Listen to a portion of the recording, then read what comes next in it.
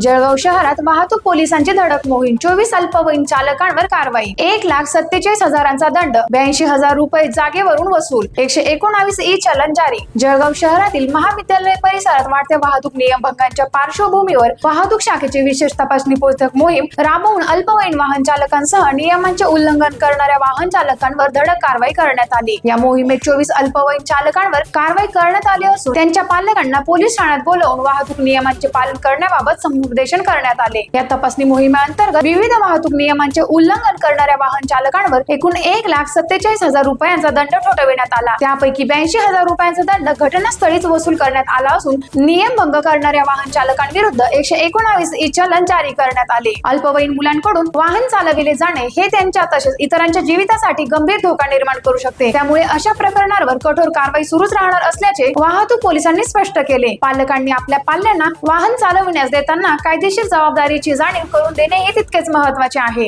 ही कारवाई probationary DySP Sahyadri बिरसे आणि प्रशांत दरेकर यांनी पोलीस निरीक्षक यांच्या मार्गदर्शनाखाली केली. शहरातील वाहतूक शिस्त कायम राखण्यासाठी तसेच अपघातांना आळा घालण्यासाठी अशा विविध तपासणी मोहिमा पुढेही सातत्याने राबवण्यात येणार असल्याचे पोलिसांनी सांगितले. टाइम्स ऑफ महाराष्ट्रासाठी जळगाव जिल्हा प्रतिनिधी विनोद पवार यांचा रिपोर्ट.